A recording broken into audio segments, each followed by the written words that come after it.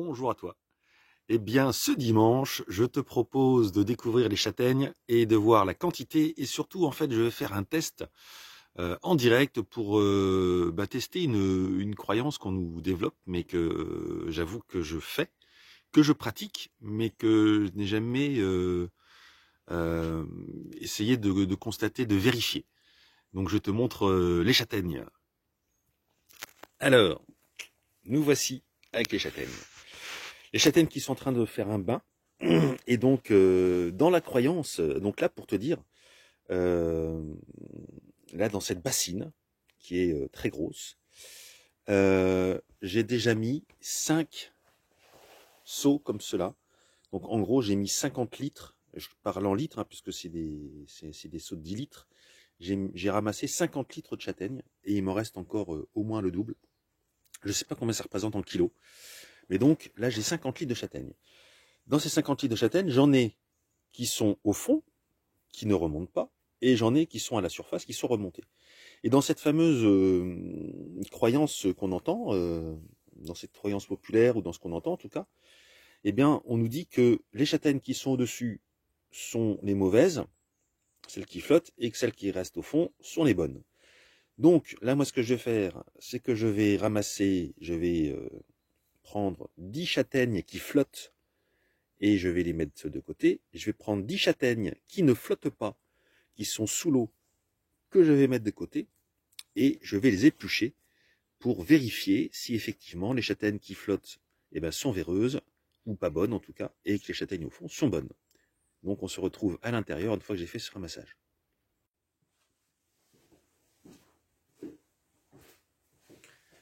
Alors, nous voici au chaud. Alors je dis au chaud parce que là je viens de mettre le feu en route pour être bien au chaud à l'intérieur. Là ici, ce sont les châtaignes qui étaient au fond, qui ne nagent pas, qui ne sont pas en surface de l'eau. Et ici, ce sont les châtaignes qui étaient à la surface de l'eau. Alors objectivement, quand tu regardes, j'ai essayé même d'en prendre des belles, hein. Tu regardes celles-là, franchement, elles sont très belles.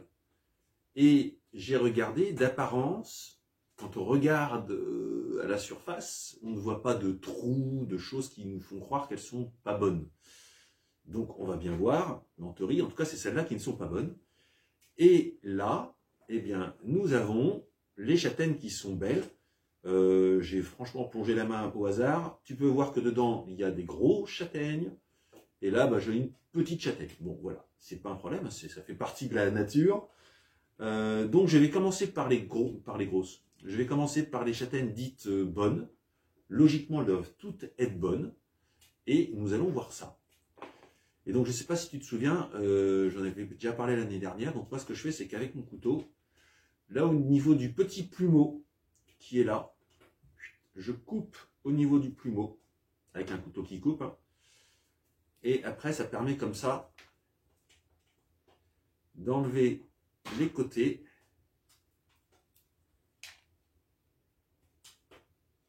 Et ensuite d'enlever le reste. C'est-à-dire que là on se retrouve, hop, on enlève ça et on enlève ça. Ça c'est vraiment ma technique et franchement je trouve qu'elle va très très bien. Sachant que faire des châtaignes au four c'est rarissime que j'en fasse. Parce que c'est bon mais voilà, c'est pas la manière donc je préfère les manger. Au niveau gustatif en tout cas c'est pas ce que je préfère.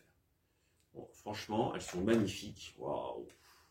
Et j'ai jamais eu, alors en plus là j'en ai pris une grosse hein, qui était dans le tas, mais alors j'ai jamais eu d'aussi grosse châtaigne.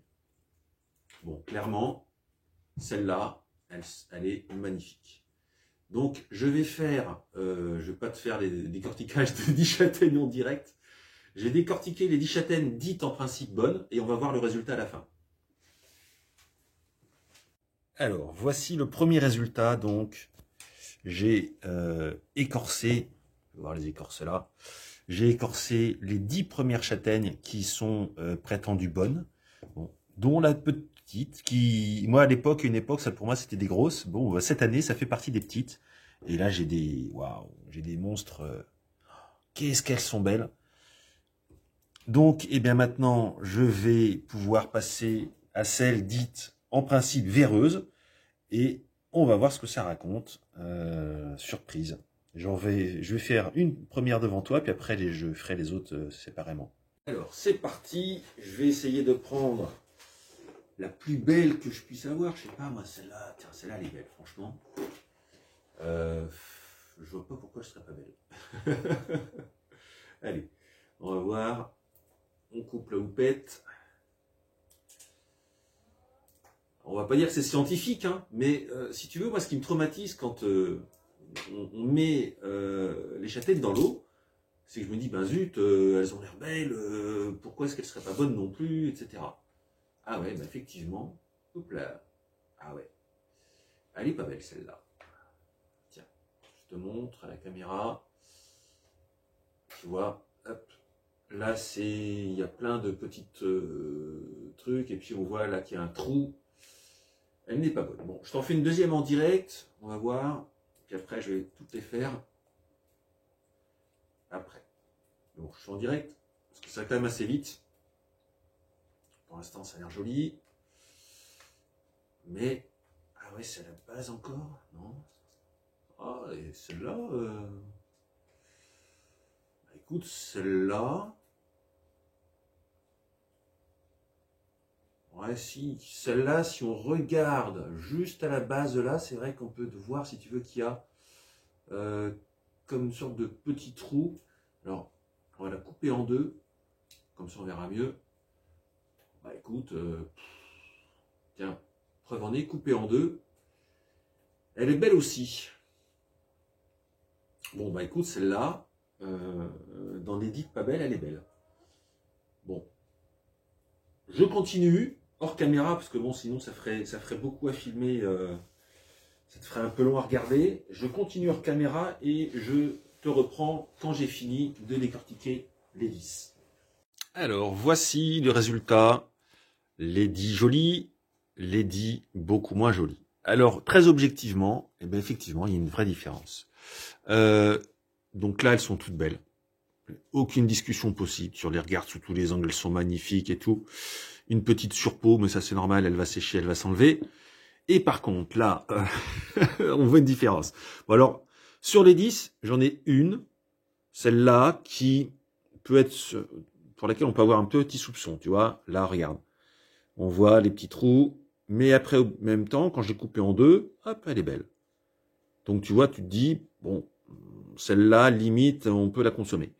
Par contre, je reste en gros plan. J'essaie que ça reste propre. Regarde. Là, tu peux voir l'état des châtaignes qui nageaient à la surface de l'eau. Eh bien, objectivement, j'essaie de bien garder la lumière. Voilà. Tu vois qu'elles ont toutes été... Il y a des petits vers qui sont venus, etc. Elles ne sont pas belles. Donc, eh bien, on peut dire que la croyance était réelle, hein, je pense. Hein. Objectivement, ben voilà. Et il y en a 10 pas belles, parce que même celle-là, on voit bien qu'elle a eu quand même sa petite attaque. Je te remets ça au centre, voilà. On voit l'attaque qui est là, alors qu'on ne voit jamais ça sur les autres belles. Et les 10, hop, on remet ça, et tu peux vraiment voir qu'elles ne sont pas belles du tout. Donc, eh bien, conclusion de cette expérience en direct, clairement, la croyance populaire, ou en tout cas ce qu'on peut voir, etc., qui nous dit, bon alors, vous faites tremper, celles qui remontent ne sont pas bonnes, vous les jetez. Moi, ça me semblait trop simple, en fait, mais... Et en même temps, pourtant, c'est paradoxal, parce que j'adore ce qui est simple et ce qui est évident, et là, eh ben, clairement, c'est tellement simple que je me dis, non, mais c'est pas possible. Que ce soit aussi simple que ça, et qu'il y ait autant, parce que souvent, quand on en récolte, on se dit, waouh, ça en fait beaucoup qui remontent à la surface. Bon, c'est vrai qu'il y en a qui remontent à la surface, mais objectivement, elles ne sont pas bonnes. Donc, la méthode est simple, et apparemment, ça fonctionne bien, c'est vraiment ça. On peut avoir confiance dans le fait de les baigner, et qu'après, celles qui sont à la surface ne sont pas bonnes. Je pense à ça avant de te quitter. Moi, je garde vraiment mes châtaignes dans l'eau, jusqu'à ce que je les ai transformées. Donc, même si elles vont y rester peut-être 15 jours, 3 semaines, c'est pas un problème. Elles se conservent très très bien dans l'eau. Si tu veux, tu peux changer l'eau, si tu as envie, parce qu'il y en a qui conseillent ça, qui disent, tiens, vous changez l'eau un petit peu tous les jours. Bon, moi, personnellement, je ne change pas l'eau, mais c'est pas pour les conserver plusieurs mois. C'est juste que je laisse en anaérobie, hein, je laisse sous l'eau. Et voilà, je sais plus où j'avais vu ça, mais ça marche très bien. La conservation se fait bien jusqu'à ce que je les ai transformés pour les sécher, pour les cuire, pour les congeler, peu importe le mode de conservation. Mais en tout cas, ça permet de les conserver comme il faut et elles ne se font pas manger pendant ce temps-là par des bestioles qui auraient envie un petit peu de se régaler. Donc, eh bien, écoute, voilà pour cette expérimentation de ce dimanche. Je te souhaite une belle journée et une bonne récolte. Surtout, j'espère que tu vas avoir de belles récoltes de châtaignes chez toi. Et voilà, si tu avais peur d'en récolter, bah, n'hésite pas à les mettre dans l'eau parce que tu peux en récolter plein, plein, plein, plein, plein. Moi, je sais pas combien ça représente, mais j'en ai beaucoup. Et elles vont se conserver tranquillement dans l'eau. Voilà, bonne récolte de châtaignes, bon dimanche et à la semaine prochaine. Au revoir.